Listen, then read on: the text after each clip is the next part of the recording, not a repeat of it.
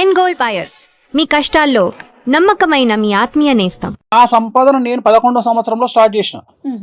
At the same time ఇక్కడ మా బావగారు హైదరాబాద్లో ఉంటారు. ఆయన దగ్గరకు వచ్చినప్పుడు సినిమా ముహూర్తాలు. ఫస్ట్ సినిమా ముహూర్తం ప్రాణ స్నేహితులు అపోలో హాస్పిటల్ అండర్ కన్స్ట్రక్షన్. ఏది కృష్ణంరాజు గారు, మురళీమోహన్ గారు స్నేహాని కన్నా మిన్న లోకాన లేదురా అనే సాంగ్, అది ఫస్ట్ సినిమా ఇన్ హైదరాబాద్ ముహూర్తం. అప్పటికి చెన్నైలోనే ఉంది ఇంకా సినిమా ఇండస్ట్రీ. అప్పుడు నేను ఇక్కడ పూజలు చేయడం సెలవుల్లో వచ్చి, సో అట్లా రన్ చేస్తూ హైదరాబాద్కి వచ్చి హైదరాబాద్లో 10th చదువుకొని లాలాపేట్ గడీస్ స్కూల్లో, next inter Tagore junior college చదువుకొని, degree SP college Sardar Patel college చదువుకొని, డిగ్రీలో నేను సికింద్రాబాద్కు నేను ఏబీపీ ప్రెసిడెంట్గా పనిచేసాను. అయితే నాకు ఎక్కడ అంటే సినిమా ఇండస్ట్రీలో ఈ గౌరవము, సినిమా పూజలు చేసినప్పుడు ముహూర్తాలు పెట్టినప్పుడు గౌరవము, ఇవన్నీ చూసిన తర్వాత నాకు కింగ్ అంటే ఎప్పుడు ఇష్టం లేదు, కింగ్ మేకర్ అంటే ఇష్టం. సో మొదటి నుండి నా గోల్ కింగ్ మేకర్.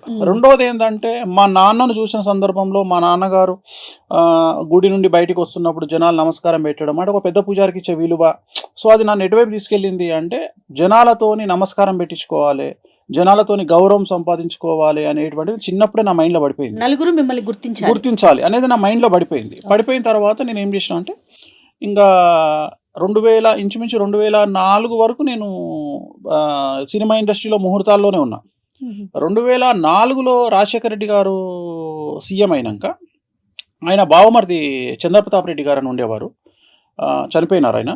సో ఆయన నాకు చాలా క్లోజ్ అయినప్పుడు అక్కడ నుండి నేను జ్యోతిషంలోకి ఎంటర్ అయ్యి, అప్పుడు నేను అన్ని ప్రామాణికం జ్యోతిషం తీసుకొని, అప్పటికే జ్యోతిషం వచ్చు నాకు, కానీ ఇంకా నా ప్రొఫెషన్ను మార్చుకొని నేను జ్యోతిషంలో ఫిక్స్ అవ్వాలి అని నేను ఎంటర్ అయినా. అంటే ఇక నేను అప్పుడు ఎన్నుకున్నా 2004లో నేను ఫిక్స్ అయిన ఏంటంటే జ్యోతిషం అనేది ఇంకా నేను ఫైనల్ నేను ఇదే నేర్చుకుంటాను. అంటే జ్యోతిషం అనే సబ్జెక్ట్ ని డెప్త్ గా వెళ్ళి దాంట్లో నేను ఆలోచన చేసింది ఏంటంటే జ్యోతిషం అందరు చెప్తారు. సో ఆ టైంలో కొంతమంది మీద మనం ఇన్స్పిరేషన్ అవుతాం. ఉదాహరణ, నేను పరిటాల గారి ఇంట్లో పూజ చేసేవాడిని, నేను చిన్నప్పుడే పూజ చేసేవాడిని. ఆయనను చూసినప్పుడు 100 మంది గన్మెన్లు, 100 మంది సెక్యూరిటీ, సునీతమ్మ వాళ్ళందరికీ వండి పెట్టడం అంటే చాలా ఫ్యామిలీస్ చాలా దగ్గర నుండి, ఎందుకంటే చాలా చాలా దగ్గర నుండి చూసినటువంటి నాది సబ్జెక్ట్. ఎందుకంటే సినిమా ఇండస్ట్రీలో ఇప్పుడున్నంత జనాలు అప్పుడు లేరు, ఇంత క్రౌడ్ లేదు. ఉదాహరణ, నేను పద్మలయ స్టూడియోలో నాయిల్లే నా స్వర్గం అని సినిమా షూటింగ్ అవుతుంటే దివ్యభారతి నేను కలిసి నా 2 వీలర్ మీద తిరిగేది రోడ్డు మీద. అంటే ఆమె టీ తాగడానికి బయటకు వచ్చేది. అంటే అసలు ఇంత లేదు క్రౌడ్. సో అట్లా మెల్లిగా మనకి ఏమర్థమైందంటే ఈ సబ్జెక్టును మనం ఎట్లా బయటికి తీసుకురావాలి అంటే, సెలబ్రిటీస్ మనతో తిరుగుతున్నారు. సో ఒక సమాజంలో ఒక సెలబ్రిటీకి వచ్చే కష్టాలు ఏంటివి అంటే, నాది నార్మల్ కాదు. నేను అనేది ఏంటంటే, చాలామంది డబ్బు లేకపోవడం కష్టాలు అనుకుంటారు, కానీ డబ్బు ఉండడం కష్టం. దాన్ని అంచనా వేయాలి అంటే దాంట్లోకి వెళ్ళి మనం పరకాయ ప్రవేశం చేసి చూడాలి. అందరు ఏం చూస్తున్నారు అంటే సమాజాన్ని గొప్పతనంగా చూస్తున్నారు. నేను గొప్పతనంగా చూడట్లా, ఆ వ్యక్తికి ఉండే కష్టాన్ని చూస్తున్నా. వేణుస్వామి ఒకటే పాయింట్, జరగబోయే నష్టాన్నే చెప్తాడు. వేణుస్వామి మోటివేషనల్ స్పీకర్ కాదు. మంచి నాన్న సమాజంలో చాలామంది ఉన్నారు, పోండి చెప్తాడు, మీరు సీఎంలు అవుతారు. మీకు ఒక విషయం తెలుసా, నా దగ్గరకు ఒక అమ్మాయి వస్తుంది, జాతకం చెప్పండి గురువు గారు అంటారు.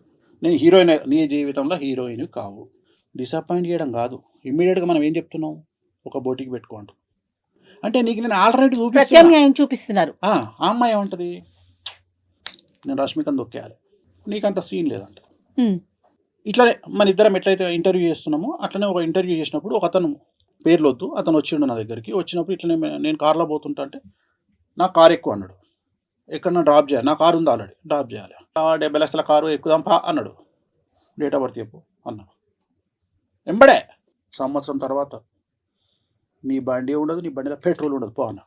వెంకటేశ్వర స్వామి మీద ఒట్టు, అబద్ధం కాదు. ఇదే మాట మాట్లాడినా. నా సంఘాన్ని తెలియదు, 10 కోట్లు పెట్టి ఇల్లు కడతా అన్నా అన్నాడు.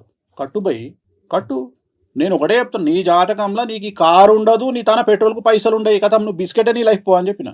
సంవత్సరం తర్వాత తెలంగాణ పార్టీ భవన్ పక్కకు మోర్ మెడికల్ హాల్ అని ఒకటి ఉంటుంది, మోర్ మెడికల్ హాల్. అందులో నేను మందులు కొంటున్నా. నా పక్కకు ఒక ఆయన వచ్చి నిలబడ్డాడు. నమస్తే పంతులు. నమస్తే, ఎవరు? పలానా రోజు ఆడ కలిసినాం మనం. అవును, ఏం సంగతి, ఎట్లును? అయిపోయింది పంతులు. ఏమైంది? ఆల్టో కార్లో వచ్చిన.